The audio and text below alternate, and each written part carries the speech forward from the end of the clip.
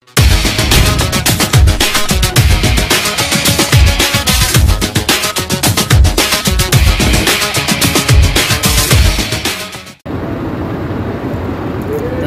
News station विजय तस्वीर दहिसर देश friends hall भारतीय नारी समाज की ओर से हिंदू जागृति सभा में भारतीय संस्कार को जगाने का हीरा लेकर चल रही है, ऐसा सुनने में आया है। एक नाम है जो है काजल हिंदुस्तानी, जो आज पधार रहे सभी उनका भाषण सुनने को कॉलेज की छात्राएँ, महिलाएँ, पुरुष भी उपस्थित हैं। मेन मुद्दा लव जिहाद, लैंड जिहाद, अतिक्रमण, हिंदू संस्कृति पर आक्रमण, मुगलों का इतिहास, भारतीय महापुरुषों की व्याख्या से युवा समाज को जागृत करना, जिसकी देश को आवश्यकता है। हमारा देश समाज आज भी गुलामी की मानसिकता से गुजर रहा है। भारत माता की जय, वंदे मातरम।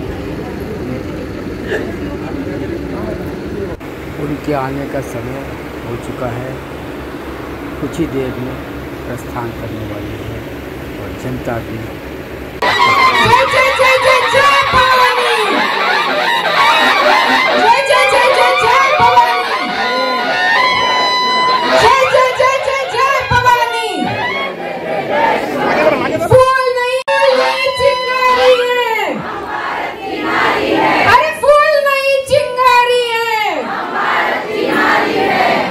हमारी काजल दीदी की बंदी आई है, वो आगे आके बैठ जाए। जय श्री राम, जय श्री राम, बोल छत्रपति शिवाजी महाराज की, भारत माता की, पुण्य श्लोक अहिल्याबाई होलकर की, गायत्री परिवार की।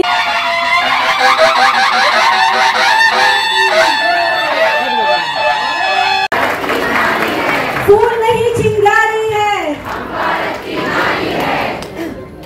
आज इस मंच पर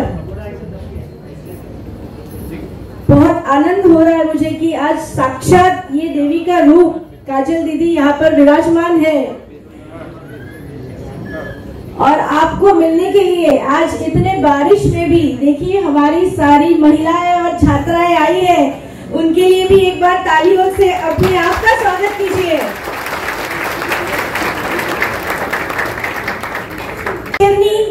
हिंदुस्तान की शेरनी, हमारे पूरे देश की शेरनी।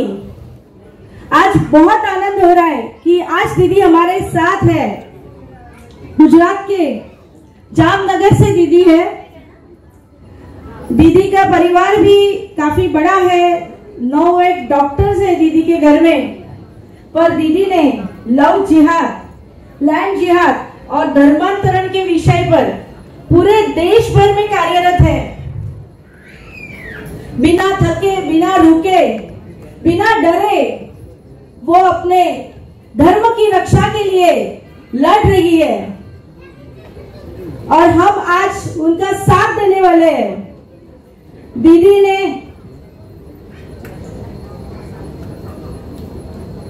हजारों बच्चियों को बचाया है, जो लव जिहाद में फंसे हुए लड़कियों को वापस घर लाया है। इतना ही नहीं, जब दीदी जेल में थी 5 दिन, वहां पर भी एक हिंदू महिलाओं को वापस लाने का कार्य भी दीदी ने किया है।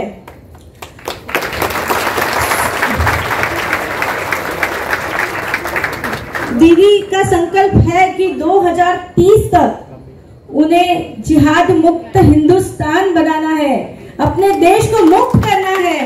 और आज इस संकल्प में हम दीदी के साथ है ना सब साथ? किस लिए आए आप? आज दीदी को सुनने के लिए ना? तो एक बार फिर मैं कहूंगी कि दीदी, हम सब महिलाएं आपसे जुड़ी है। जैसे अभी गायत्री परिवार के प्रभा दीदी ने कहा, एक ऊर्जा का स्तोत्र होता है, महिला के अंदर सारे स्वरूप होते हैं। तो हम 9 दुर्गा, 9 चंडी, मातृ रूप, सब रूप से सीमित होते हैं, पर अपनी शक्तियों को नहीं जानते और वो शक्तियों को जागृत करने आप आए हैं। देखो, सोए हुए तो कोई भी जगा सकता है, भाई उठ जा, पर ये जो जागती हुई दुनिया है उसको जगाने का कार्य जो आपके हाथों से हो रहा है वो बहुत पुण्य का काम है। और आपके साथ जुड़ने का जो मौका हमें मिला कि आपने जो योग में हमें विलीन होने के लिए मिल रहा है, जो हमारी खुशनसीबी है कि आप आए। और अभी सभी की धड़कनें तेज हो रही है क्योंकि हम सबको सुनना है काजल दीदी हिंदुस्तानी। तो मैं मंच पर दीदी को आमंत्रित करती हूँ।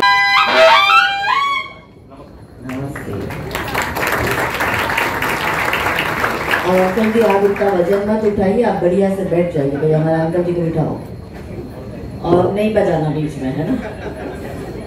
हमारे साथ एक आवाज और बुलंद आवाज में सभी की दोनों। अच्छा, मुझे दुख इस बात का ये हो रहा है कि जगह कम पड़ रही है, हमारे भाई लोग यहाँ खड़े हैं, अब कैसे अरेंज करें मुझे समझ में नहीं आ रहा। चेयर की हनुमान की, उमापति महादेव की, रुक्मणी द्वारिकाधीश की, सब संतों की, गौ माता की, छत्रपति शिवाजी महाराज की, धर्मवीर छत्रपति संभाजी महाराज की, जीजा माता की, अहिल्या माता की, भारत माता की, वंदे। तो अरे हाउ स्वीट, इतने प्यार से बोल रहा है। तो आज हम सब इस सभागार में एकत्रित हुए हैं और इस कार्यक्रम को आयोजन करने के लिए कोई तन से समर्पित, कोई मन से समर्पित, कोई धन से समर्पित। तो हम दोनों हाथ जोड़कर उन सबका आभार प्रकट करते हैं। और इतना सुंदर आयोजन करने के लिए दहीसर बोरीवली की जो हमारे कार्यकर्ताओं की पूरी टीम है, उनके लिए आप जोरदार तालियां बजाकर उनका आभार प्रकट करें। और कोई भी काम जो है वो काम लक्ष्मी जी की बिना आगे नहीं बढ़ता है। तो उन सभी दान दाताओं के लिए जोरदार तालियां बजाइए जिन्होंने इस कार्यक्रम को करने के लिए आर्थिक सहायता दी। और यहाँ उपस्थित हमारी दुर्गा स्वरूपा बहनें, दीपा दीदी और हमारी बाकी सभी बहनें हैं, तो उन सभी बहनों का भी हम बहुत बहुत आभार प्रकट करते हैं। और विशेष आभार हम सदैव प्रीति ताई का करते। प्रीति ताई प्लीज खड़ी हो जाओ, पता तो चले हमारी प्रीति ताई यहाँ है। तो हमेशा प्रीति ताई जो है दौड़ती रहती है इस पूरे एरिया में, इलाके में। तो हमने प्रीति ताई को बोला, भाई अब आप नजर में आ गई हो, तैयार हो जाओ, जेल जाने का टाइम आपका भी जल्दी आने वाला है। तो प्रीति ताई का भी हम बहुत बहुत आभार प्रकट करते हैं। देखिए, हमारे लिए दीपा दीदी, प्रीति दीदी ने बहुत बहुत सारी बातें करी। ये दीदी हम कुछ नहीं है, आप सबकी शक्तियां ही हमें मिल रही है, हम अकेले क्या ही है। आप लोग हैं तभी तो हम हैं, आप शक्तियां दे रही हो। कहते हैं ना कि जब तीनों देवियां एक साथ एकत्रित होती है तो वो आदि शक्ति बनती है। और वही आदि शक्ति जब तीन स्वरूप में होती है तो वो माँ जगदम्बा होती है, वो माँ सरस्वती होती है, वो माँ लक्ष्मी होती है। तो यहाँ उपस्थित इस सभागार में जितनी भी महिलाएं हैं, आप सब हमारी शक्ति है। हम सब वो ऊर्जा का स्रोत है, वो शक्ति पुंज है, एक दूसरे को एनर्जी आदान प्रदान कर रहे हैं। तो किसी को ऐसा लगता है कि कोई एक व्यक्ति कर रहा है, नहीं, हम कुछ नहीं, हम तुच्छ मनुष्य है। यदि ये कार्य अगर हो भी रहा है तो जो भी हो रहा है वो महादेव और माँ जगदम्बा की इच्छा से हो रहा है, और उनकी इच्छा के बिना तो पत्ता भी नहीं हिल सकता। तो अगर इस कार्य में हमारा तो क्या ही योगदान है, हमारा तो अंश मात्र गिलहरी जितना योगदान है। इस धर्म युद्ध में ऐसे अनेकों लोगों ने बलिदान दिए जिनका नाम भी हमें नहीं पता, वो गुमनामी की मौत मारे गए और उन्होंने अपना सर्वस्व जीवन इस धर्म के लिए दे दिया। तो जब मैं उनके संघर्ष को याद करती हूँ तो मुझे खुद में आत्मग्लानि होती है कि ऐसा तो कुछ काम किया ही नहीं है। ये आप सबका प्रेम, मान, सम्मान, बड़प्पन है कि आप मुझे इस लायक समझते हैं कि इतना सम्मान देते हैं। तो परिचय दीदी आपने हमारा दिया, पर हम कहते हैं हमारा परिचय कुछ नहीं है, जो आप है वही है। तो अब परिचय मैं आपका दे रही हूँ, विश्व के प्रत्येक हिंदुओं का दे रही हूँ, भारत के प्रत्येक सनातनियों का दे रही हूँ कि कौन हूं मैं। फिर से कह रही हूँ, जब जब मेरी वाणी में मैं आएगा तो आप समझिएगा मैं आप सबकी बात कर रही हूँ। इस सभागार की प्रत्येक नारी शक्ति और प्रत्येक भाइयों की बात कर रही हूँ कि प्रणाम, मैं हिंदू हूँ। प्रणाम, मैं हिंदू हूँ। रुद्राक्ष की माला मैं हूँ, कृपान कटार और भाला मैं हूँ, श्वेत भी हूँ और शुद्ध भी मैं हूँ, विरुद्ध हो मेरे तो युद्ध भी मैं हूँ, इतिहास में बहा आंसू और खून भी मैं हूँ, अब जो कह के मिलेगा वो सुकून भी मैं हूँ कि इस धरती का मैं केंद्र बिंदु हूँ। प्रणाम, मैं हिंदू हूँ। चिता की अग्नि गंगा का पानी, चिता की अग्नि गंगा का पानी, सप्त ऋषियों सा ब्रह्म ज्ञानी भी मैं हूँ, सियावर राम का हनुमान भी मैं हूँ। भोला हूँ, भोला हूँ, सरल हूँ, तुम्हारा मित्र भी मैं हूँ, घोल भी दूं तुमको और घुल भी जाऊं तुम में, कुछ ऐसा चरित्र भी मैं हूँ कि इस धरती का मैं केंद्र बिंदु हूँ। प्रणाम, मैं हिंदू हूँ। प्रणाम का भाव भी मैं हूँ, प्रणाम का भाव भी मैं हूँ, आक्रमण का घाव भी मैं हूँ, शहनशील स्थिर और शांत भी मैं हूँ, देवभूमि भारत का हर प्रांत भी मैं हूँ, शक्ति भक्ति न थकती क्रांति भी मैं हूँ, तूफान हूँ और तूफान से पहले की शांति भी मैं हूँ कि इस धरती का मैं केंद्र बिंदु हूँ। प्रणाम, मैं हिंदू हूँ। यही तो हमारा परिचय है कि इस धरा के धैर्य की अवमानना हो, इस धरा के धैर्य की अवमानना हो, कायरों के मृत्यु की प्रस्तावना हो और गर्विता हो, धर्म है मेरा सनातन और मैं प्रखर हिंदुत्व की संभावना हूँ।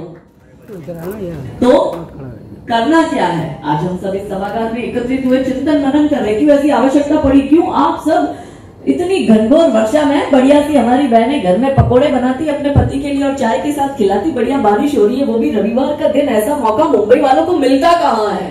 क्योंकि मुंबई की तो लाइफ ही फास्ट लाइफ है, एक ही तो संडे मिलता है। तो क्यों आप इस समय अपना संडे बिगाड़ कर मेरे को सुनने के लिए आई है? तो लोग कहते हैं कि हिंदू जगा हुआ है, हम कहते हैं ये दहीसर में आके देखो, ये यहाँ का हिंदू जागा हुआ है कि चाय पकोड़े छोड़ के यहाँ आया हुआ है। मगर अंतर क्या है पता है? अंतर ये है कि हिंदू जागकर अभी बिस्तर पे बैठा हुआ है, तो हम कैसे नहीं, सुबह उठते हैं तो बिस्तर पे थोड़ी देर बैठते हैं, ऐसे अंगड़ाइयां लेंगे, फिर वो माँ आके डांटेगी कि चल उठ भाई टाइम हो रहा है तेरा, या पत्नी आके डांटेगी भाई उठ नहाने जा तेरे ऑफिस का टाइम हो रहा है, या माँ कहेगी बेटा स्कूल का टाइम हो रहा है, नहीं तो वो अंगड़ाइया। तो अब हिंदू सो के जाग तो गया है मगर वो अभी बिस्तर पे बैठा हुआ है, अब समय उसको धक्का मारने का कि भाई उठ, ये धर्म युद्ध घर के बाहर आ चुका है, अब तू लड़ने को तैयार हो जा। इसलिए हम एकत्रित हुए। पर इस सारे संघर्ष में सबसे महत्वपूर्ण दायित्व किसका है? दायित्व है नारी शक्ति का, क्योंकि नारी के साथ ही शक्ति नाम आता है। और जब जब इतिहास हमारा उठा के देख लो कि जब जब दुष्टों का आतंक बढ़ा है, जब जब राक्षसी शक्ति आई है, जब जब कोई महिषासुर आया, कोई रावण आया या कोई दुर्योधन दुशासन आया, हरेक कालखंड में सदैव धर्म की स्थापना की निमित्त नारी शक्ति रही। सतयुग हो तो दुर्गा माता, त्रेता युग हो तो सीता माता, द्वापर युग हो तो द्रौपदी माता, और कलयुग में भी आप देखो जब इस्लामिक आक्रमणकारी आए जिसको आप मुगल कहते हो, जैसे ईसाई आक्रमणकारी आए जिसको आप ईसाई कहते हो, उन सभी कालखंडों में उनके लिए रानी चिन्नमा रानी, अब्बका रानी, दुर्गावती रानी, कमलावती रानी, नायिका देवी रानी, लक्ष्मीबाई रानी, अहिल्या माता, ये सारी नारियों ने संघर्ष किया। और क्यों किया? हमारे लिए किया। आने वाली पीढ़ियों की उन्हें चिंता थी। हम सब क्यों कर रहे हैं संघर्ष? ये क्यों बढ़िया सी है हमारी दीपा दीदी और हमारी प्रीति टाई, ये भी संडे को जू चौपाटी पे जाती, पति बच्चों के साथ घूमती हैं, भेलपुरी पानी पूरी खाती। क्यों कर रही है ये? मिल क्या रहा है? कोई पैसा दे रहा है? नहीं। कोई अकाउंट में पैसा आ रहा है? नहीं आ रहा, जा रहा है उल्टा। हमें क्या मिल रहा है? हम इतने दूर से, हजारों किलोमीटर दूर से यहाँ पर आए, क्या मिल रहा है? कोई दे रहे हो आप? कुछ नहीं मिल रहा। मिल क्या रहा है? मिल रहा है FIR हो रही है मल्टीपल, फतवे निकल चुके हैं, जेल में जाकर आना पड़ता है, बिना सिक्योरिटी के कहीं निकल नहीं सकते, पर्सनल लाइफ कुछ रही नहीं। मुझे याद नहीं आता मैं आखिरी बार पब्लिक प्लेस पे अपने पति और अपने बच्चों के साथ कब गई हूँ, मुझे याद नहीं आता मैंने आखिरी बार अपने बच्चों को थिएटर में कब पिक्चर दिखाई है। कहीं नहीं जा सकते, जीवन खत्म हो चुका है। क्यों हो चुका है? क्योंकि जब जब धर्म के लिए लड़ना पड़ा है तो इतिहास उठा के देखो कि धर्म के युद्ध में सबसे पहले त्याग परिवार को करना पड़ता है, या त्याग परिवार का करना पड़ता है। वीर सावरकर देखो, अरे उनकी पत्नी इतराती कि बैरिस्टर मेरा पति लंदन जाके वो जो है बैरिस्टर बन रहा है, वो वहां जाके पढ़ाई कर रहा है, तो नहीं उस जमाने में इतराती अरे मैं बैरिस्टर की पत्नी हूं। क्या मिला उनकी पत्नी को, वीर सावरकर की पत्नी को? पूरा जीवन ऐसे ही निकल गया। दाने दाने के लिए वो लोग संघर्ष करते थे। 30 वर्ष वीर सावरकर जी जेल में यातनाएं सहन करे पर झुके नहीं, और उनके भाई को जिंदा जला दिया, उनके परिवार को खत्म कर दिया, मगर फिर भी परिवार का साथ रहा, इसलिए सावरकर जी संघर्ष कर पाए। पत्नी को त्यागा तो भी पत्नी ने साथ में उनका साथ दिया हर संघर्ष में। कहते हैं behind every successful man there is a woman. हर एक सफल पुरुष के पीछे एक महिला होती है, पर हम कहते हैं कि हर उस महिला के पीछे यदि ब्रह्मा विष्णु महेश की शक्तियां लग जाए तो वो महिला दुर्गा स्वरूपा बन जाती है और वो समाज से महिषासुर का नाश करती है। हमारा भी परिवार क्या हो गया है, मिल क्या रहा है, वो कंटिन्यू वो ट्रैवल करती हूँ तो मेरा बड़ा बेटा वो देख रहा है कि मेरी माँ 3-4 रातों से सोई नहीं है, और वो रात को भर ट्रैवल कर रही है, वो एक सूटकेस से दूसरे सूटकेस को पैक कर रही है, और वो बेटा मेरा कहता है माँ 2 बज गए रात के, उसका प्रोजेक्ट चल रहा है, और कह रहा है माँ 2 बज गए रात के, सो जाओ। मैंने कहा कैसे सो बेटा, 4 बजे घर से निकलना है, अर्ली मॉर्निंग फ्लाइट है। तो उसने कहा माँ आपको नहीं लगता आपको थोड़ा सा ब्रेक देके काम करना चाहिए, थोड़ा सा टाइम रख के काम करो, थोड़ी सो जाया करो। वो मनोज भाई भी डांट रहे थे मामी को, जाके बोले मेरे कि दीदी को बोलो थोड़ा सोया करे। मैंने कहा ये सोने का टाइम नहीं है, ये जगने और जगाने का टाइम है। सो गए तो गए, इसलिए ये संघर्ष कर रहे हैं हम कि जीवन को बस रण माना है, जीवन को बस रण माना है, धर्म हेतु प्रतिक्षण माना है, और मिला ये सारा जीवन आर्य भूमि का ऋण माना है। स्वीकारी सारी बाधाएं, वीरों ने कब हर्ष चुना है, हाँ मैंने संघर्ष चुना है, ये संघर्ष मैंने चुना है, ये मेरा चुना हुआ है। कोई पीले चावल मेरी बहनों आपको देने नहीं आएगा कि ये लो पीले चावल पकड़ो धर्म का ये काम करने निकलो। स्व से स्टार्ट करना पड़ेगा, स्वतः संज्ञान लेना पड़ेगा, स्व से स्वराज की स्थापना। जब छत्रपति शिवाजी महाराज खुद स्वतः ये संज्ञान लेकर स्वराज स्थापित करते हैं तो उनका मूल मंत्र ये था कि स्व से आप आगे आओ, अपनी रिस्पॉन्सिबिलिटी को समझो। और आपको ये लग रहा होगा दीदी हमें क्यों कह रही है, हम महिलाओं को, ये पुरुषों को क्यों नहीं कह रही? तो भगवान में 10 हाथ किसके होते हैं? माँ के 10 हाथ होते हैं, वो 10 हाथ से काम करती है। इसलिए तो माँ को 10 हाथ दिए हुए हैं कि घर भी संभालना है, पति भी संभालना है, ससुराल भी संभालना है, मायका भी संभालना है, बच्चों को भी संभालना है, मैनेजमेंट भी करना है, एडमिनिस्ट्रेशन भी करना है, पैसे भी जोड़ने हैं, सब करना है, और साथ में राष्ट्र भी संभालना है। क्योंकि ऋग्वेद कहता है कि समाज का दायित्व सदैव नारी शक्ति का है। ऋग्वेद कहता है कि प्रत्येक बालक की पहली गुरु उसकी माता होती है। ऋग्वेद कहता है माता निर्माता भवती, वो निर्माण करती है समाज का, बच्चों का, परिवार का, राष्ट्र का। और मनुस्मृति क्या कहता है? मनुस्मृति कहता है कि किसी भी महिला को यदि आप एडमिनिस्ट्रेटिव शक्तियां दे दो, प्रशासनिक पावर उसे दे दो, तो वो महिलाएं उस राष्ट्र का, उस समाज का और उस देश का विकास भी कर सकती है और विनाश भी कर सकती है। इतनी शक्ति महिलाओं में होती है। पहले होती थी योद्धा नारियां, विकास करती थी, अब हम देखो विनाश की उस कगार पर आ गए कि हमारे समाज की बहन बेटियां अपने ही पति की हत्या कर रही है। शर्म की बात है। कैसे समाज का हम निर्माण कर रहे हैं, ऐसे विश्वगुरु बनेंगे। गुरु सदैव मां होती है। कोई नेता भारत को विश्वगुरु नहीं बनाएगा, कोई पुरुष भारत को विश्वगुरु नहीं बनाएगा। इस महान देश को यदि कोई विश्वगुरु बना सकता है तो इस आर्य भूमि की आर्य वीरा ही इसको विश्वगुरु बना सकती है। गुरु का मतलब क्या होता है? उचित दिशा और दशा देना, समाज को बताना कि जीवन जीने का तरीका क्या है। कहते हैं Hinduism is a way of life. किस प्रकार से जी रहे हैं? बस राम राम कर रहे हैं। राम के चरित्र को अपना रहे हैं क्या? राम की मर्यादा को जान रहे हैं क्या? राम के पुरुषोत्तम को हम जान रहे हैं क्या? राम ने क्या किया वो सीखा। सीता के सतीत्व को जाना क्या हमने? नहीं जाना।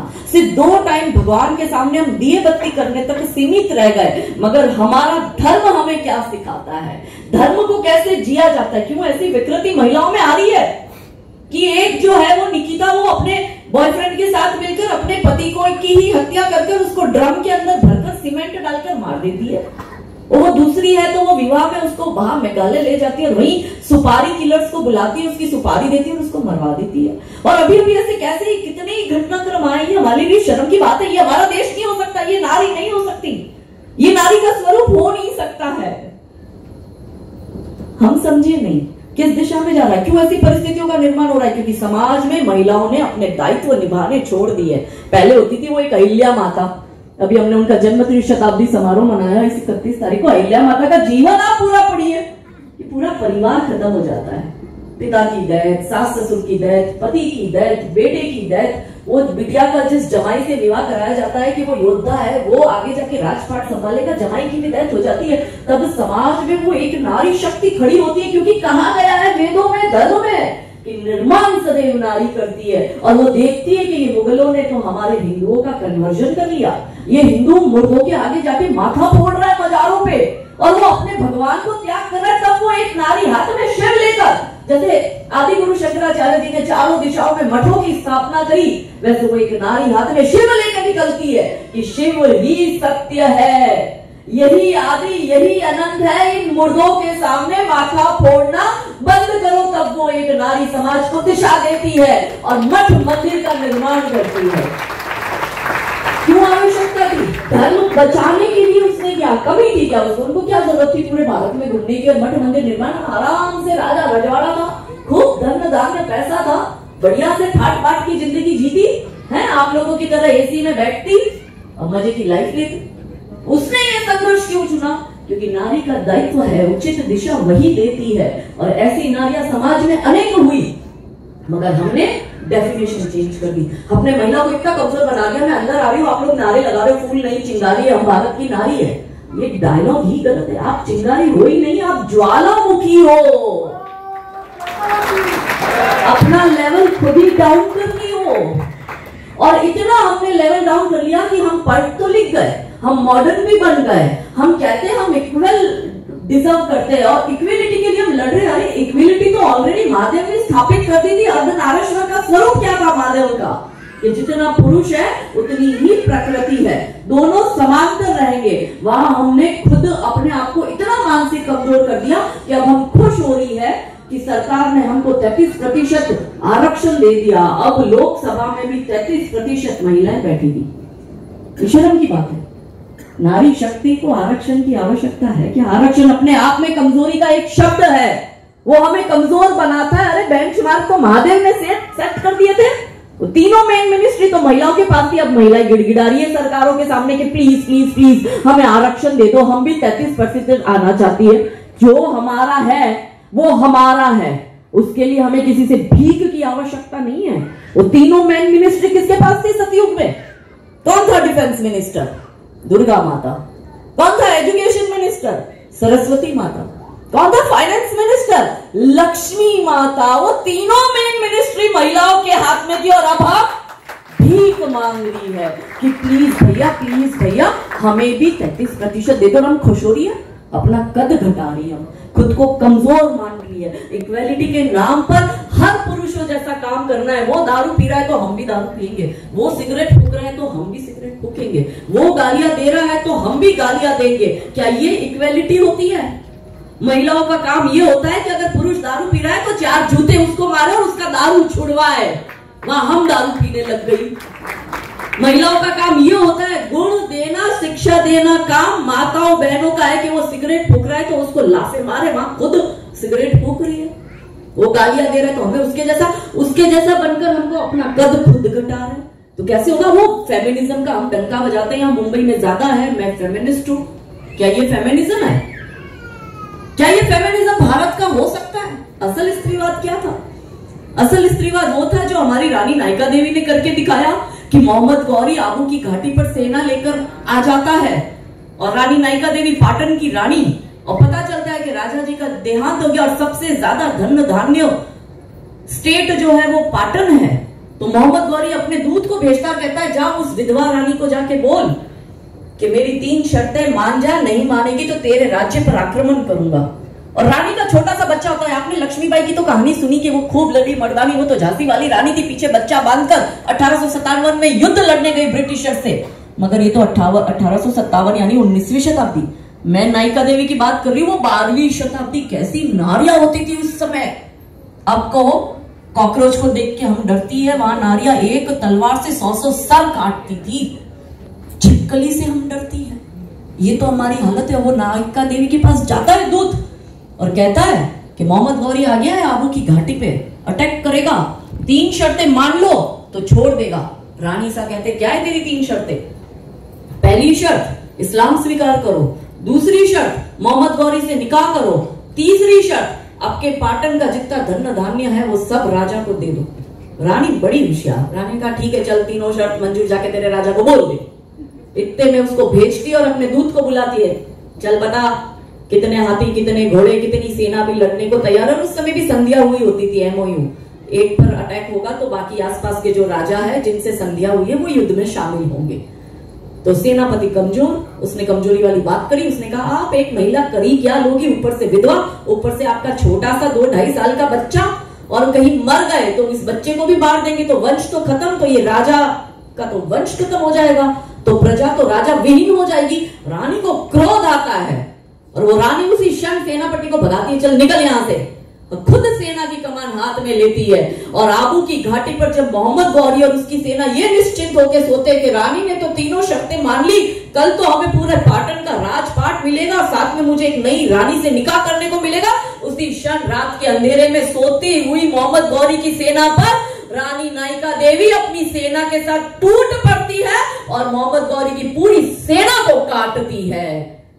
और मोहम्मद गौरी जान बचा के जब भाग रहा होता है तो जो मोहम्मद गौरी जिसकी नीयत खराब होती है, एक आर्य वीरा पे उससे निकाह करना चाहता है। रानी इतनी पीछे बच्चा बंधा हुआ और इतनी बड़ी कटार लेकर उसके पीछे उसको मारने जाती है और रानी को लगता है अब ये मेरे हद से बाहर आगे जा रहा है, मैं पहुंच नहीं पाऊंगी उस तक, तो दूर से उसको तलवार मारती है और उसकी लोअर बैक पे वो तलवार जाके लगती है और वो इतना डर जाता है मोहम्मद गौरी के वो सीधा सिंध जाके रुकता है और वहां जाके उसको पता चलता है कि इस आर्य वीरा ने तो, जिसको मैं विधवा समझ रहा था, जिसको मैं कमजोर समझ रहा था, उस आर्य वीरा ने तो मुझे नपुंसक बना के भेज दिया।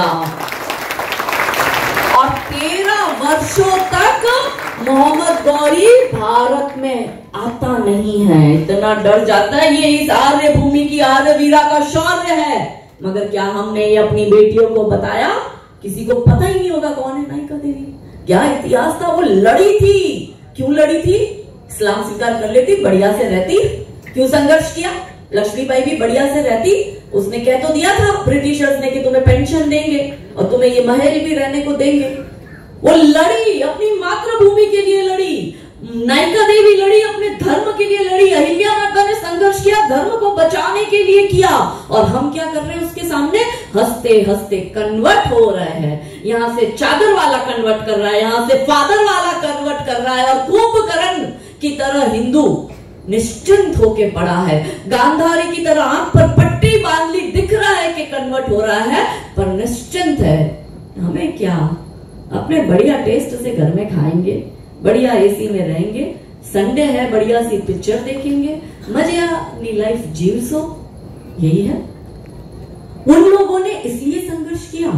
अब छत्रपति संभाजी महाराज का इतिहास देखो, 40 दिन तक औरंगजेब की यातनाएं सहन करता है। औरंगजेब कहते हैं कि मेरे से हाथ मिला ले, हम दोनों मिलकर पूरे भारत पे राज करेंगे।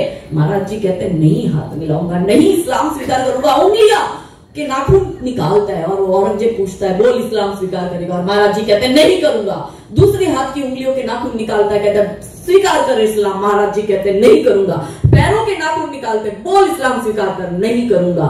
शरीर की पूरी जिंदा चमड़ी निकाल देता है वो औरंगजेब, महाराज जी कहते हैं नहीं इस्लाम स्वीकार करूंगा। औरंगजेब उसी निकली हुई चमड़ी पर मिर्ची और नमक भरता है, कहता है कर इस्लाम स्वीकार, महाराज जी कहते हैं नहीं करूंगा। और फिर गर्म सड़ियों से महाराज जी की आंखें फोड़ने से पहले कहते हैं कर इस्लाम स्वीकार, महाराज जी कहते हैं नहीं करूंगा। और जिस जुबान से महाराज जी मना करते हैं वो काटने से पहले औरंगजेब बोलता है अंतिम बार पूछ रहा हूं, अब तेरी जुबान काट दूंगा, बोल इस्लाम स्वीकार करता है। और महाराज जी कहते हैं नहीं करूंगा। महाराज जी को फिर टुकड़े टुकड़े करके मार देता है। औरंगजेब क्या बोलता है पता है? उसको मारने से पहले औरंगजेब कहता है कि छत्रपति संभाजी, तेरे जैसा मैंने राजा नहीं देखा। अगर मेरे पुत्रों में से एक भी तेरे जैसा शौर्यवान होता तो मैं आज पूरे भारत पे हुकूमत करता। ये शौर्यवान महाराज जी ने क्यों संघर्ष किया? इसमें क्या मौन संदेश था? आने वाली पीढ़ियों को बता रहे थे कि कन्वर्ट मत होना, मातृभूमि के लिए संघर्ष करना, लड़ना, मर जाना, यातनाएं सहन करना, किंतु कन्वर्ट मत होना। वहां हम हंसते हंसते 2 बोरी चावल में हिंदुओं को कन्वर्ट किया जा रहा है, बहन बेटियों को फंसा के लव जिहाद में कन्वर्ट किया जा रहा है। क्यों हो रहा है? क्योंकि हिंदू जो है अमर बन के बैठा है। वो अमर अकबर एंथनी नाम सुना है? खोदोगे तो तीनों का बाप कौन निकलेगा? बंशीलाल, किशनलाल। पर अंतर क्या है तीनों में? एंथनी अपना काम कर रहा है। एंथनी क्या काम कर रहा है? वो धर्मांतरण का काम कर रहा है। अकबर जो है वो क्या कर रहा है? अकबर लव जिहाद और लैंड जिहाद कर रहा है। और भोला बकरे जैसा बेचारा अमर क्या कर रहा है? अमर वेट कर रहा है कि प्याज के दाम और लहसुन के दाम सस्ते हो जाए तो मैं साल भर का स्टॉक करके रख लूं। ये अंतर है। वो अपना एजेंडा चला रहा है, अमर बेचारा भोला कुछ नहीं कर रहा। और यही कारण है कि आज हिंदुओं का अस्तित्व खतरे में। हमारे लिए ये सर्वाइवल इशू बन गया है। लोग कहते दीदी आप हो तो हिंदू मुस्लिम करती हो। अरे हमारे लिए सर्वाइवल का इशू है। वो इजराइल ने क्यों ईरान पे अभी हमला किया? क्योंकि उसको पता चला कि ये परमाणु बॉम्ब और उसने 15 बनाए और वो बहुत जल्दी इजराइल पर अटैक करेगा। वो अटैक करे उससे पहले मैं उसको खत्म कर देता हूं। हमको क्या होता है? हमको जब कोई मारता है तब हम जागते हैं। Attack is the best defence. हम हमेशा डिफेंसिव मोड में आ जाते हैं कि हमें कोई मारेगा तब हम उसका जवाब देंगे। अरे भाई पहले ही उसको जाके ठोक दो। वो जिंदा रहेगा तो तुम्हें मारेगा, जिंदा ही नहीं रहेगा तो कैसे मारेगा? हमारे लिए सर्वाइवल का इशू हो गया है। हिंद महासागर से लेके हिमालय तक और अफगानिस्तान से लेके इंडोनेशिया तक ये पूरी हिंदुओं की भूमि थी। लड़ते लड़ते करते करते बढ़ते बढ़ते आज हम मुट्ठी पर रह गए। 13 राज्यों में और 250-300 से अधिक जिलों में हिंदू अल्पसंख्यक हो चुका है। कोई पड़ी नहीं है। बस हम मराठी बोलेंगे, हम गुजराती बोलेंगे, हम तमिल है हम तमिल बोलेंगे, हम कन्नड़ है हम कन्नड़ बोलेंगे। धर्म में बांटा, जाति में बांटा, क्षेत्र में बांटा, भाषा में बांटा। और वो पहलगाम में आतंकवादी हिंदू को क्या ये पूछ के मार रहा है कि भैया भैया तुम्हें मराठी आती है? अच्छा आती है, तुम्हें नहीं मारता। भैया भैया तुम्हें कन्नड़ आती है? नहीं आती। ओहो तो अब तो मार खाएगा। भैया भैया तुम्हें तमिल आती है? नहीं आती तो मैं मारूंगा। क्या उसने ये पूछा? नहीं। क्या उसने ये पूछा कि तुम कौन से राज्य से आ रहे हो? नहीं। क्या उसने ये पूछा कि तुम कौन से क्षेत्र से आ रहे हो? नहीं। क्या उसने पूछा कि तुम्हारी जाति क्या है? तुम ब्राह्मण हो, तुम क्षत्रिय हो, तुम वैश्य हो, तुम शूद्र हो, तुम अगड़े हो, तुम पिछड़े हो? पूछा? नहीं पूछा। क्या उसने पूछा कि तुम लेफ्टिस्ट हो या तुम लिबरल हो? नहीं। आतंकवादी ने क्या पूछा? तेरा धर्म क्या है? हिंदू है और उसको मार दिया। धर्म पूछ कर मारा, जाति पूछ कर नहीं मारा। हम इधर लड़ रहे हैं, मैं मराठा, मैं तमिल, मैं कन्नड़, हम भाषाओं पे लड़ रहे हैं और वहां वो धर्म पूछकर हमें खत्म कर रहा है। दशों दिशाओं से घिरे जा चुके हिंदू अपने देश में घूमने नहीं जाता। वो बेचारी नई नवेली दुल्हन को लगता है हनीमून मनाने जा रही हूं कश्मीर। पति के साथ जाती है सिंदूर लगा के और विधवा होकर लाश लेके आती है। ये परिस्थितियों का निर्माण हो गया। हमें क्या, किसी और का मना बच्चा। और फिर ये कह के संतोष कर देंगे हम कश्मीर घूमने नहीं जाएंगे। क्या भैया, हिंदू का आदत ही पहले से ये रहा है, पलायन करता है हिंदू। हमेशा पलायन करना ही हिंदू ने स्वीकार किया, उसने कभी लड़ना नहीं स्वीकार किया। हम पाकिस्तान से भागकर भारत में आ रहे हैं, अफगानिस्तान से भागकर हम भारत आ रहे हैं, बांग्लादेश से भागकर हम भारत में आ रहे। कश्मीरी पंडित अपने ही देश में शरणार्थी का जीवन जीने को विवश हो गए और वहां बंगाल में भी हिंदू भागकर जा रहा है। वो अभी मुर्शिदाबाद में हिंदू भागकर मालदा में सरकारी स्कूल में शरण ले रहा है। ये हिंदुओं की दशा अपने ही देश में हो गई। क्या हमने सोचा है कि है कोई हमारा एक देश? हम कहां जाएंगे भागकर? पैसे वाले लोग अपने बच्चों को अमेरिका और कनाडा भेज रहे। अरे तुम 100 करोड़ हिंदू हो, 100 करोड़ के देश में तुम सुरक्षित नहीं, तो ये 30 करोड़ और 20 करोड़ के देश में क्या तुम सुरक्षित हो, जहां हम बहुसंख्यक भी नहीं है? यहाँ बहुसंख्यक होकर हमारी ये दुर्दशा हो रही है। संघर्ष करना हिंदू भूल गया। क्यों भूल गया? क्योंकि हिंदू डरपोक हो गया। कैसे डरपोक हो गया? क्योंकि हिंदू ने अपनी गौरव गाथा को याद नहीं किया, हिंदू ने अपने धर्म को नहीं सीखा। हमारे एक एक देवी देवताओं के हाथ में शस्त्र है, पर हम सिर्फ शस्त्र पूजन करने तक सीमित रह गए। चलाने की बात कहे तो हमें डर लगता है, अरे वो मार रहा है, वो अटैक कर रहा है, तो क्या तुम मरोगे? सेल्फ डिफेंस का अधिकार तो सुप्रीम कोर्ट ने भी दिया हुआ है, मगर फिर भी हिंदू लाचारी की तरह रोता है। क्यों ऐसी परिस्थितियों का निर्माण हुआ?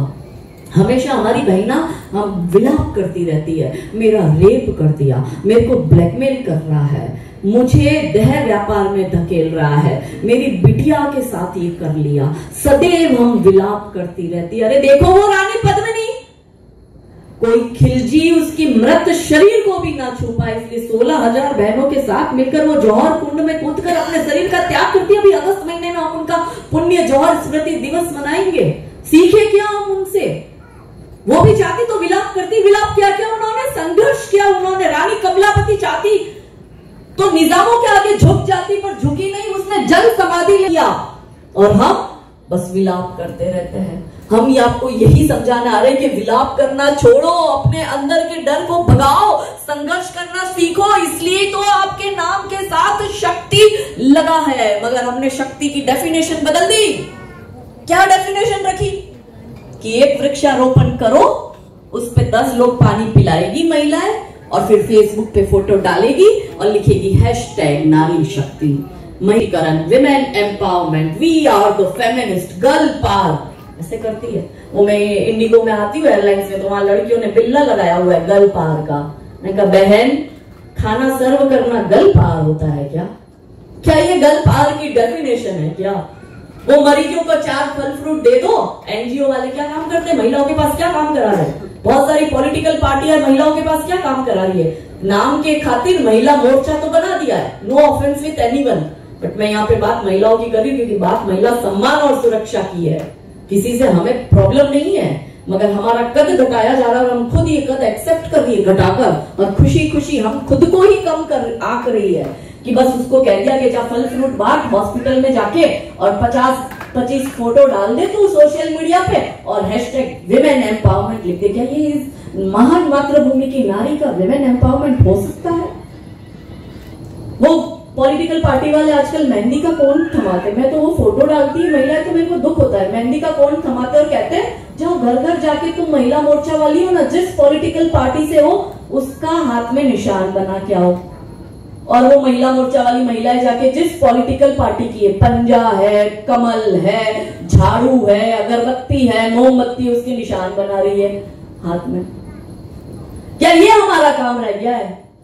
कौन है वो लोग जो ये डिसाइड करेंगे कि हमें क्या करना है? और हम खुश हो रही है, और कोई बड़ा नेता आ रहा है तो काम दे दिया, चलो तुम अपने अपने एरिया की महिलाओं को इकट्ठा करके बस में भर के आ जाना। क्या ये हमारा काम है? ये महिला शक्ति नहीं हो सकता। महिला शक्ति वो है कि कोई अब्दुल, कोई आफ्ताब हमारी श्रद्धा के 35 टुकड़े करे, उससे पहले उसके टुकड़े टुकड़े करके घर में वापस आए, ये महिला शक्ति है। हम तो रोती रहती है कि वीरता के व्रत से विभूषित है वतन, विपत्ति विनाश और विलाप नहीं गाऊंगी, नीर नैनों में नहीं ज्वार अखियों में होगा, क्लेशकारी कष्ट की कथाएं नहीं गाऊंगी। प्रेम अनुराग सद्भावना की बात होगी, प्रेम अनुराग सद्भावना की बात होगी, प्रज्ञा से विहीन में प्रथाएं नहीं गाऊंगी।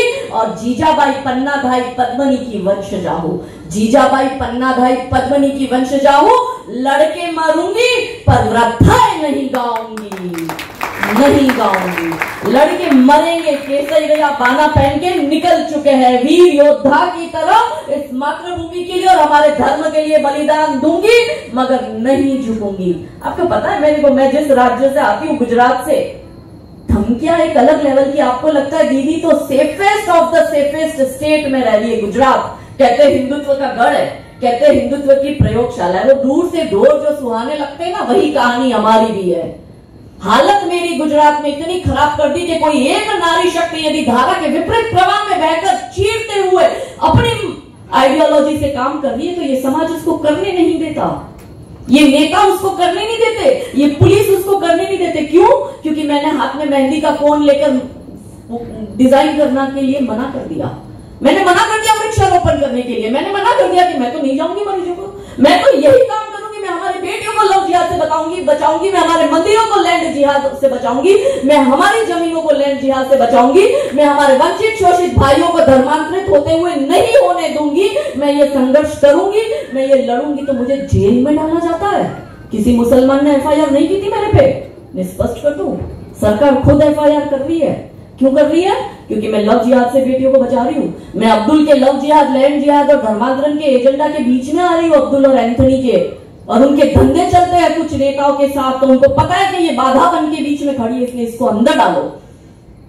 और घर में मेरे आकर सरकारी लोग क्या कहते हैं कि, और वही लोग कहते हैं जो सुबह से शाम तक हिंदुत्व का झंडा लेके घूमते हैं, वही आके क्या कहते हैं कि ये हिंदुत्व की बातें करना बंद कर दो। अगर इतना ही तुम्हें भाषणबाजी का शौक है तो घर घर जैसे सब्जी भाजी बेचते हैं ना, वैसे घर घर जाकर आप सत्संग करो, मगर ये बड़े बड़े मंच सजाना और बड़ी बड़े भीड़ में बड़े बड़े भाषण देना बंद कर दो।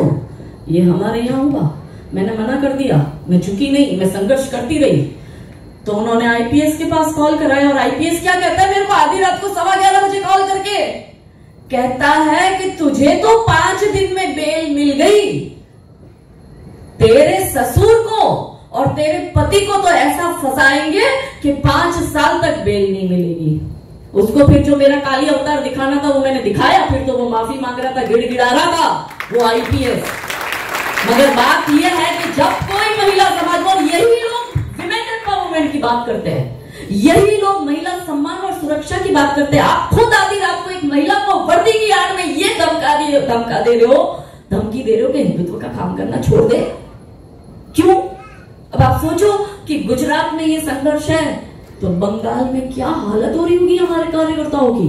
आप सोचो जम्मू कश्मीर में हमारे कार्यकर्ताओं की क्या दुर्दशा होगी, केरला में उनकी क्या दुर्दशा होगी, आप कल्पना भी नहीं कर सकते। केरला में हमारी एक दीदी है शकुंतला दीदी, वो भी इसी तरह से काम करती है। 1000 FIR करिए उस दीदी पे, मेरे पर तो मात्र 7 FIR है, वो दीदी पर 1000 FIR है। उस बिचारी पे कितने इल्जाम लगाए, उसके परिवार को इतना परेशान करा। और तो छोड़ो, 2 दिन पहले गुजरात का एक दूसरा IPS धमकी दे रहा है कि ये अपना एजेंडा चला रही है और हिंदुओं का उपयोग कर सरकार और पुलिस को बदनाम कर रही है। तो अरे हमारी लड़की को उठा के मुल्ला लेके जा रहा है, तू FIR नहीं लिख रहा, तो पब्लिक को नहीं बोलूंगी तो क्या करूंगी। हमारे मंदिरों पे कब्जा हो रहा है, हमारे हिंदू के धर्म जागरण के लड़के को सर तन से जुदा की धमकी दे रहा है वो अब्दुल, और उनको तुम अरेस्ट नहीं कर रहे, तो ये बात मैं पब्लिक डोमेन में रख रही हूं, तो मैं गलत कर रही हूं। मतलब वो ये चाहते हैं कि हम उनके मानसिक गुलाम बन के रहे। वही आपको लगता है आप आजाद हो गए, आप कोई आजाद नहीं हुए। पहले इस्लामिक आक्रमणकारियों ने हमको गुलाम बनाया, ईसाई आक्रमणकारियों ने गुलाम बनाया, और अब हम इन नेता लोगों के गुलाम बन के रह गए। हमारी अपनी कोई फ्रीडम नहीं, हमारी अपनी कोई सोच नहीं। वो चाहते वो जैसा बोले वैसा हम करें। क्यों करें? महिलाओं को क्यों किसी की परमिशन की आवश्यकता है? बेटियों के हमारे बलात्कार हो रहे हैं, हमारी बेटियों को लव जिहाद में कन्वर्ट किया जा रहा है, हमारी बेटियों को काटकर फ्रिज में डाला जा रहा है, हमारी बेटियों को देह व्यापार में धकेला जा रहा है। आपके यहाँ मुंबई की एक लड़की को राजस्थान और पाकिस्तान की बॉर्डर पर 50,000 में एक विकलांग अपंग मुसलमान को बेच दिया था। क्या हमारी बेटियों की ये कीमत है? अभी ब्यावर रेप केस स्कैंडल सुनो, भोपाल रेप केस स्कैंडल सुनो, इंदौर रेप केस स्कैंडल सुनो, अजमेर रेप केस स्कैंडल सुनो। क्या है वो सारी घटनाएं? अभी अभी पिछले 2 दिन में 2 मुसलमानों का स्टिंग ऑपरेशन किया। वो क्या बोल रहे हैं? हमको पैसा दिया जाता है। इनके मुस्लिम कॉर्पोरेटर, इनके मुस्लिम नेता इनको पैसा दे रहे हैं कि हिंदू लड़की को फंसाओ। 1-2 लाख रुपए उनको एडवांस में दे रहे हैं, और हर महीने 50,000 रुपए दे रहे हैं। हमारे रेट कार्ड बढ़े हुए। वो ब्यावर की वो पीड़िता, उसका इंटरव्यू सुनो, वो क्या बोल रही है। वो SC/ST कम्युनिटी से शेड्यूल का वो बोल रही है कि मेरे को प्रेशर दिया जा रहा है कि तेरे स्वर्ण समाज की तेरी जो फ्रेंड है उसको लेकर आ, क्योंकि मुल्ला मौलवियों ने टैग रखा हुआ है कि स्वर्ण समाज की लड़कियों के 10 लाख दिए जाएंगे, और ST/SC समाज की और OBC समाज की लड़कियों के 5 लाख की औकात नहीं। इनको हर महीने 50,000 मिलता है, तेल मिलता है, बाइक मिलती है, और वो हमारी लड़की को घुमाता है। हमारी लड़की को लगता है अरे मेरा वाला अब्दुल के पास 1.5 लाख की गाड़ी पर हमारी लड़की ये नहीं सोच रही, उसमें इतनी बुद्धि नहीं कि ये पंचर साटने वाले के पास 1.5 लाख की बाइक कहां से आ गई, इसमें तेल भराने का पैसा कहां से आ रहा है। क्योंकि हमारी बेटियों को हमने ये बुद्धि नहीं दी। ये हमारे बच्चों की गलती नहीं है, गलती हमारी है। हमने हमारे बच्चों को वो संस्कार नहीं दिए, हमने हमारे बच्चों को चालाक नहीं बनाया, हमने हमारे बच्चों को विजिलेंट रहना नहीं सिखाया। हमने क्या दिखाया अपनी बच्चों को? ये करीना खान, ये दीपिका पादुकोण, ये आलिया भट्ट दिखाई। अब वही हमारी बच्चियां देख रही है, उसके जैसी बन रही है, उसको शाहरुख, सलमान, सैफ अच्छा लग रहा है। अरे पगली, उस गौरी को शाहरुख फिल्म स्टार मिला है, तेरे को शाहरुख वो पंचर साटने वाला मिला है। अंतर समझ, इसको समझ नहीं आ रहा है और वो उसका शोषण कर रहा है, फिर उसको ले जा रहा है, उसको प्रेग्नेंट कर रहा है, फिर उसका मौलवी उसको पूरे 10 लाख देता है और फिर वो हमारी लड़की को उठा के फेंक देता है। एजेंडा खत्म। और फिर वो मुस्लिम बच्चे पैदा कर वापस बाप के घर आती है औलादों को। एक छोटा सा एग्जांपल आपके मुंबई का देती हूँ, कैसे ये परिवर्तन आ रहा है हमारी आंखों के सामने, पर हम नजरअंदाज कर रहे हैं। मैंने कहा ना, गांधारी की तरह आंख पर पट्टी बांध कर बैठ गए। ये करीना कपूर का स्टोरी देखो, उसके परदादा का नाम क्या था? पृथ्वीराज कपूर। पृथ्वीराज चौहान के नाम पे पड़ा था उसके परदादा का नाम।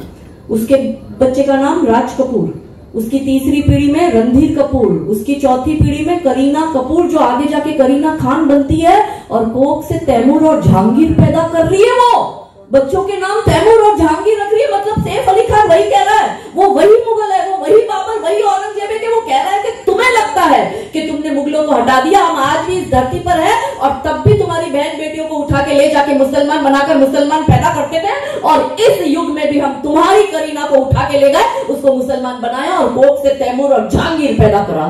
क्या मतलब है तैमूर और जहांगीर नाम रखने का? कोई और भी तो नाम रख सकता था। इतना बड़ा मॉडर्न फिल्म स्टार है, ऐसे घटिया नाम थोड़ी कोई रखता है। आक्रांता था वो, आक्रांता के नाम पर नाम रखा। क्यों रखा? हिंदुओं को नीचा दिखाने के लिए। देखो तुम्हारी लड़की उठा के ले गया हूं। पृथ्वीराज के खानदान में 5वीं पीढ़ी में तैमूर नाम आ रहा है। सोचो, उसने करा 2 विवाह सैफ अली खान ने। पहले अमृता सिंह को ले गया, 2 बच्चे पैदा करे, दोनों मुसलमान, सारा और इब्राहिम। फिर ले गया करीना को, 2 बच्चे पैदा करे, तैमूर और जहांगीर। हमारी 2 हिंदू लड़कियां कम हुई और वहां पर हमारे कितने दुश्मन बढ़ गए। इन 2 हिंदू लड़कियां कम हुई 2 और इन दोनों ने 2-2 बच्चे पैदा करे, 4, तो 4 और 2 हो गए 6। तो हमारी 2 हिंदू लड़कियां कम हुई और सामने हमारे 6 दुश्मन बढ़ गए। कैसे हिंदू घट रहा है? चारों दिशाओं से घिरे। एक तो हिंदू बच्चा वैसे ही कम पैदा कर रहा है, एक बच्चा हम पैदा कर रहे हैं, वो हमारी लड़कियों को ले जा रहा है, मुसलमान बना रहा है, मुसलमान पैदा कर रहा है, 4-4 शादियां कर रहा है। जीत उसकी होती है जिसकी संख्या ज्यादा होती है। उसकी संख्या बढ़ रही है, हमारी घट रही है। सामान्य रूप से हिंदू बच्चा पैदा नहीं कर पा रहा है। आप देखो हिंदुओं की फर्टिलिटी रेट कम हो गई है। क्यों हो गई है? मुंबई जैसे में आप रहती हो, बड़े शहरों में रहती हो, बहुत जोमेटो स्विगी ऑर्डर करती हो, बाहर होटल्स का बहुत भोजन करने जाती हो। अब देखो आपके परिवार में मायका पक्ष और ससुराल पक्ष, आप 2 परिवारों को जोड़ती हो, दोनों खानदान का टोटल निकालो तो एक ना एक ऐसा कपल होगा जिसका सामान्य रूप से बच्चा नहीं हो रहा है, वो डॉक्टर के पास इलाज करा रहा है। क्यों ऐसी परिस्थिति का निर्माण हुआ? बाहर खाना खा रहा है वो। अब क्या होता है? आईवीएफ से और टेस्ट ट्यूब से बच्चा पैदा कराना, मतलब 8 से 10 लाख का खर्चा है। उस हिंदू में दम फिर के वो दूसरा बच्चा पैदा कर पाए? कैसे करेगा? मैं पिछले वर्ष 2024 के अंत में दिसंबर में उड़ीसा में थी, तो उड़ीसा के एक बहुत बड़े डॉक्टर के घर में रुकी थी और उसकी जो उसकी हॉस्पिटल थी वो यही डिलीवरी करवाने वाली आईवीएफ से, स्पेशल आईवीएफ से बच्चा पैदा कराते हैं। तो डॉक्टर ने बोला दीदी इस पूरे वर्ष में 10,000 आईवीएफ से बच्चे पैदा करें, मतलब टोटल 10,000 बच्चे कपल की आईवीएफ से डिलीवरी करवाई। अच्छा, बोले दीदी शॉकिंग बात पता है क्या है? मैं क्या? कि 10 के 10 हजार कपल हिंदू थे, एक भी मुसलमान नहीं था। तो क्यों वो सामान्य तरीके से बच्चा पैदा कर रहा है, हिंदू का क्यों नहीं हो रहा है? यहाँ पर मुंबई के एक पुलिस इंस्पेक्टर जो रिटायर्ड थे, उन्होंने मुझे बात बताई कि दीदी जब मैं ऑन ड्यूटी था, जब मैं जॉब करता था, हमने एक रेस्टोरेंट में रेड गिराई। जब वो रेड डाली और उसके किचन में गए तो इतनी सारी दवाइयां निकली। उन दवाइयों को हमने लैब टेस्ट में भेजा तो पता चला वो नपुंसकता की दवाइयां थी। हिंदुओं के खानों में ये जानबूझ के जिहादी नपुंसकता की दवाइयां मिला रहे ताकि हमारी प्रजनन क्षमता कम हो। अभी एक वो मौलाना पकड़ा गया जो चाय पत्ती बेचता था, वो सारी चाय पत्ती को खोलकर उसके अंदर ऐसे केमिकल मिलाता था कि जिससे हिंदुओं की प्रजनन क्षमता कम हो, और वो हिंदुओं को ही जाके बेचता था। वो पूरा पेपर में आया, अपने मन से थोड़ी बोल रही हूं। क्यों ये हो रहा है? अब कैसे आप ये युद्ध लड़ोगे और जीतोगे? संख्या कम हो रही है, कैसे कर पाओगे? जहां पर इनकी संख्या ज्यादा है वहां से हिंदू पलायन कर रहा है। ना बेटियां सुरक्षित, ना जमीनें सुरक्षित, ना गौ माता सुरक्षित, ना मंदिर सुरक्षित, कुछ सुरक्षित नहीं है हमारा। 10 वर्ष है हमारे पास, ये एजेंडा लेके बैठ गए 2047 से पहले भारत को इस्लामिक देश बनाना है। और हम आज 2025 में हमारी ये हालत हो गई कि हमें अपने ही देश में शरणार्थी का जीवन जीने को हम विवश हो गए हैं। क्यों ये परिस्थितियों का निर्माण हो रहा है? उसका पूरा एजेंडा है गजवाए हिंद का, और आज का नहीं है। उन्होंने ये जब 7वीं शताब्दी में पहला आक्रमण भारत पर किया था मोहम्मद बिन कासिम ने, और राजा दाहिर पर वो आक्रमण किया था, तब उनका एजेंडा था गजवाए हिंद का। वो एजेंडा इनका तब से अब तक चला आ रहा है। हम उनसे भाईचारा निभा रहे, हम कह रहे हिंदू भगवान की पूजा नहीं कर पा रहे। यही तो इतिहास रहा है, पर हमने इतिहास से सीखा नहीं कि सोचो सच को मूर्ख बना छल जीत गया तो क्या होगा, और सोचो अपना जीवन निष्फल बीत गया तो क्या होगा। कल की जन्मी कौम बवाली धर्म पुरातन चलती हो, और सोचो अपनी तक्षशिला नालंदा धू जलती हो, और जिस धरती को लहू से सींचा वो फिर से बंजर हो जाए, और सोचो अपने राम का मंदिर फिर से खंडर हो जाए। वो बोल रहा है ना मौलाना साजिद, तुम आज बना लो राम मंदिर, 50-100 वर्ष में जब हमारी संख्या बढ़ेगी और हमारा प्रधानमंत्री आएगा और हमारा शासन प्रशासन होगा, तो हम इस राम मंदिर को तोड़कर हम फिर से इस पर अपना मस्जिद बनाएंगे। ये कोई सुप्रीम कोर्ट के ऑर्डर को नहीं मानते, ये कोई संविधान को नहीं मानता, वो सब हिंदू मान रहा है। उसका एजेंडा तय है, उसका एजेंडा है गजवाए हिंद, भारत को इस्लामिक देश बनाना। सोचो फिर से चीरे जाए हिंदू हित के अनुरागी, और बोटी बोटी नोचे जाए फिर से बंदा बैरागी। नोच रहे हैं ना बोटी बोटी। सुभाष शेट्टी को कर्नाटक में इन लोगों ने मार दिया, गौ रक्षकों को ये कसाई मार रहे हैं। कन्हैयालाल दर्जी को उदयपुर में मार दिया, अमरावती में उमेश कोले को मार दिया। अपने ही देश में वो नुपुर शर्मा जैसी लड़की गुमनामी का जीवन जीने को बाध्य हो गई है। गुजरात के किशन भरवाड़ को मार दिया एक छोटी सी सोशल मीडिया पोस्ट पर।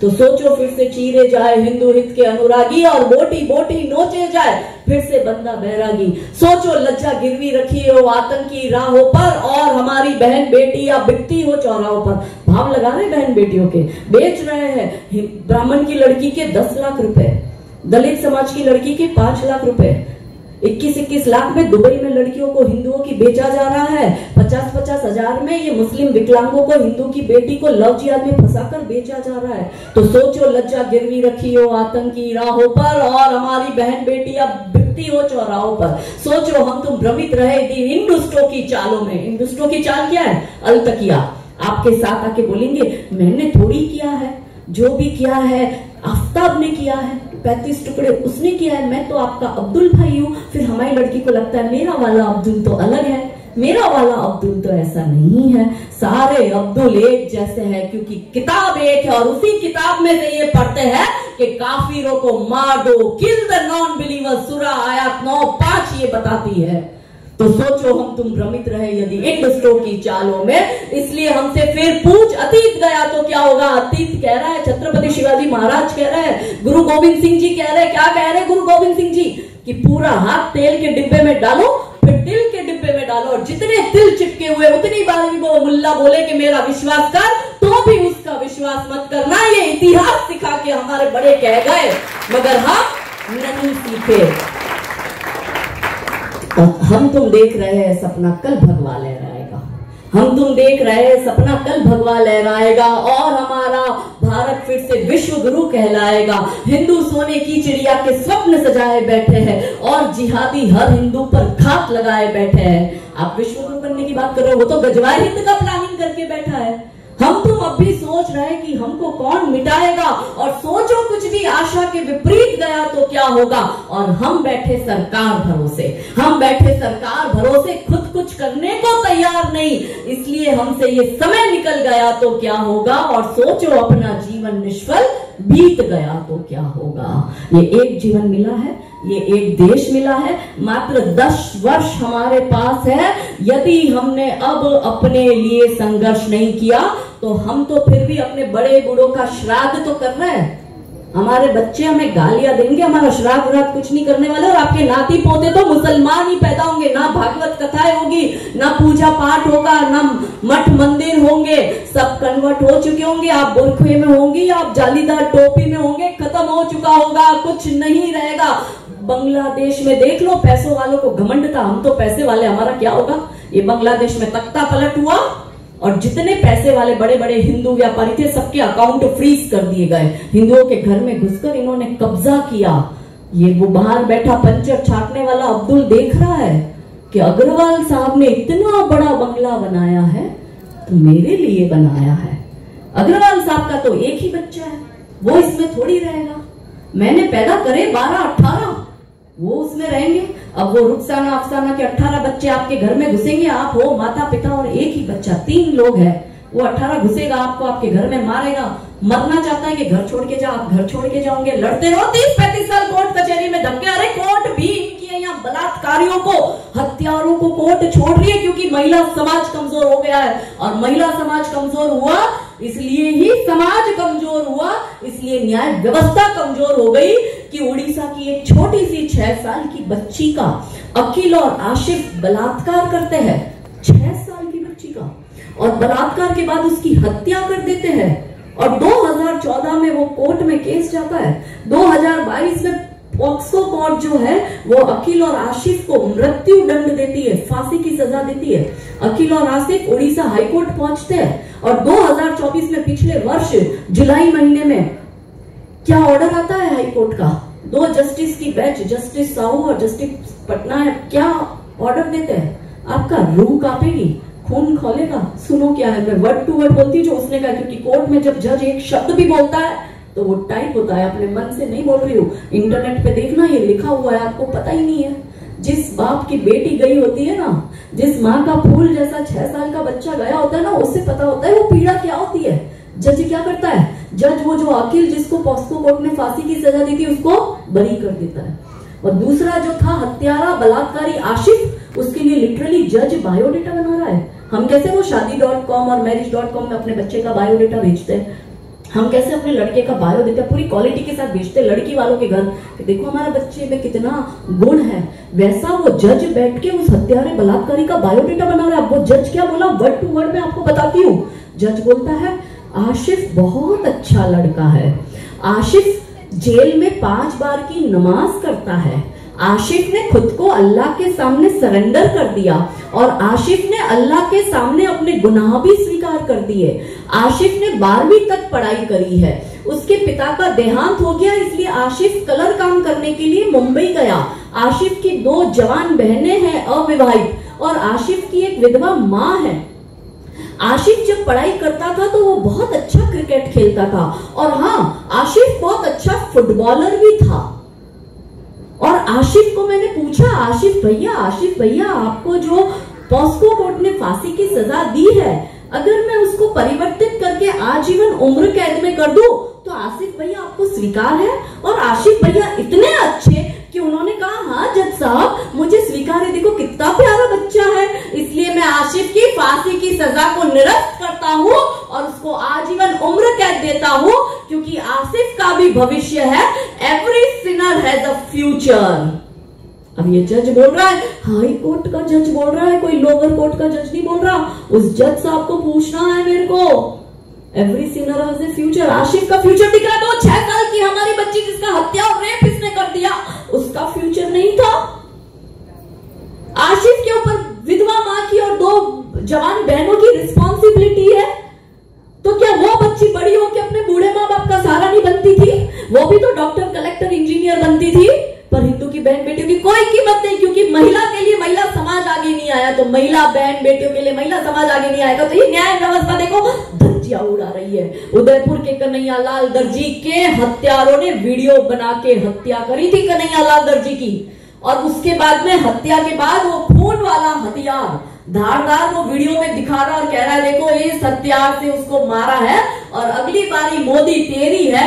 उसको 2 हफ्ते पहले उदयपुर कोर्ट बेल दे देती है, प्रूफ है उसका कि भाई इसने मारा, ऐसे हत्यारों को बेल दे दी कोर्ट ने, और समाज वहां पर चुपचाप बैठा रहा। आंदोलन क्यों नहीं किया, चक्का जाम क्यों नहीं किया, सड़कों पर क्यों नहीं गया, उस जज के घर तक क्यों नहीं घुसा?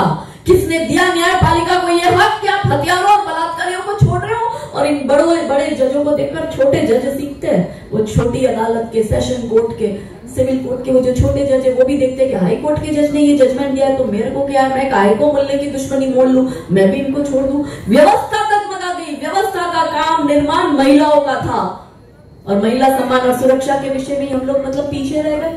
वो अजमेर रेप केस स्कैंडल हुआ था 90 के दशक में, 250 से ज्यादा हिंदू लड़कियों का अजमेर शरीफ दरगाह, जहां हम लोग माथा फोड़ने जाता है, वहां सबसे ज्यादा हिंदू जाता है, इतना मूर्ख हिंदू कि वो अजमेर शरीफ दरगाह के चिश्ती खाटूम 250 से अधिक हिंदू लड़कियों का बलात्कार करते हैं।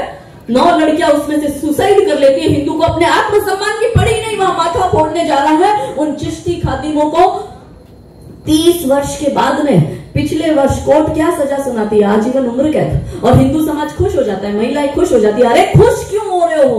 ओपन एंड शट केस था, 250 से अधिक लड़कियों का जीवन बर्बाद हो गया, 9 लड़कियां हमारी मारी गई, इन सबको फांसी क्यों नहीं हुई? वहां की महिलाओं ने संघर्ष नहीं किया। पहला संघर्ष तो वहां की महिलाओं का करना था। राजस्थान की महिलाएं संघर्ष प्रारंभ करती तो अन्य राज्यों की महिला भी उनके लिए जुड़ती, मगर वहां की स्थानिक महिला बस बैठ गई, कुछ नहीं हुआ। इसलिए उसको रिपीट हुआ ब्यावर 2.0।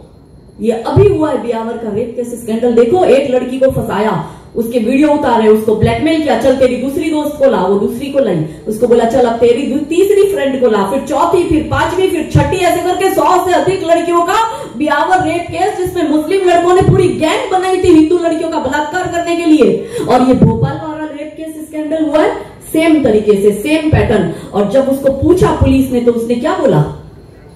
हिंदू लड़कियों को क्यों फंसाया? हिंदू लड़कियों का रेप किया, ब्लैकमेल कर रहा है, डार्क वेब पे फोटो डाल दी, पोर्न साइट पे वीडियो डाल दी। तो लड़के मुसलमान ने क्या बोला कि हमने तो सवाब का काम किया है, काफिरों की लड़कियों का बलात्कार करके। सोचो, इनके विचारधारा इनकी ऐसी है, और आप इनको भाई समझते हो? आपको लड़का है, आपकी लड़की सुरक्षित है? आपकी लड़की सुरक्षित नहीं है, क्योंकि आपकी लड़की की फ्रेंड अगर ऐसे ही किसी चक्रव्यूह में फंस चुकी है तो वो आपकी लड़की को लेके जाएगी, और हो सकता है ये घटना आपकी बेटी के साथ भी हो। आग लगने के बाद कुआं खोदोगे और फिर पानी निकालोगे, तब तक तो आग लग चुकी होगी, राख बन चुकी होगी। पहले कुआं होना चाहिए घर में विद इलेक्ट्रिक मशीन, मोटर के साथ, के जैसे आग लगे ऑटोमेटिक पानी हर जगह आ जाए और हमारा घर बच जाए। हमारा घर हमें बचाना है, ये दायित्व महिलाओं का है। और महिला क्या हो गई? खुद कमजोर हो गई। मैंने कहा ना, वो पिता बेचारा लाखों रुपए खर्च करके बेटी को MBBS डॉक्टर बनाता है, और वो कलकत्ता की आरजीकर मेडिकल कॉलेज में पढ़ाई करती है। हमारी बेटी जहां पढ़ रही है वो वहां सुरक्षित नहीं है कि नाइट ड्यूटी के टाइम पे एक लड़का आकर उसका रेप कर देता है और उसकी हत्या कर देता है। उस हत्यारे को देखो तो सही, हाथ अगरबत्ती और पैर उसके मोमबत्ती, ऐसा सिंगल हड्डी है। हमारी बेटी ऐसे एक पुरुष से अपनी सुरक्षा नहीं कर पा रही। पिता ने हाथ में पेन दे दी, हाथ में स्टेथोस्कोप दे दिया, हाथ में कतार क्यों नहीं दी? उस बच्ची को अपना सेल्फ डिफेंस करना क्यों नहीं सिखाया? बस बेटी बचाओ बेटी पढ़ाओ तक हम सीमित रह गए। बेटी बचाओ बेटी पढ़ाओ के साथ साथ बेटियों को सशक्त बनाना भी हमारी रिस्पॉन्सिबिलिटी है, और आपकी और हमारी रिस्पॉन्सिबिलिटी है कि बेटी को तलवार थमाओ, बेटी को तलवार थमाओ। बेटी लड़ भी जाएगी, और बेटी यदि बच पाएगी तो बेटी पढ़ भी जाएगी। बच रही है हमारी बेटियां, अच्छी सड़कें बना रही है, सड़कों पर चलने के लिए सुरक्षित है हमारी बेटियां। कौन रक्षा करेगा ऐसे महिषासुरों से? खुद को रक्षा करनी पड़ेगी। वो पिता ने पेन और स्टेथोस्कोप दिया, सेल्फ डिफेंस नहीं सिखाया, वो बिटिया बेचारी मारी गई। पिता को लगता था, इतराता पिता, अरे मेरी बिटिया डॉक्टर बनी है, परिवार का नाम रोशन किया, वहां पे बिटिया का बेचारी का ये हत्या हो गई। कि भगवान कहते हैं दुर्योधन है दुशासन है, दुर्योधन है दुशासन है, पग पग पर अवरोध खड़े, कुछ कुटिल काल के अनुयायी है, शकुनी से शैतान बड़े। कलियोसी कोमल मूरत को कर देंगे पल में तार तार, मन के सारे श्रृंगारों को कर देंगे क्षण में छार छार। रंचंडी का तू रूप धार, हर दुश्मन पर तू कर प्रहार, खन खन चूड़ी के मध्य उठे तलवारों के अद्भुत प्रहार। और पानी तक ना मांग सके, और पानी तक ना मांग सके जो तुझ पर आंख उठाएंगे, तब तुम खुद अपना चीर बचा लो, श्री कृष्ण कहां तक आएंगे।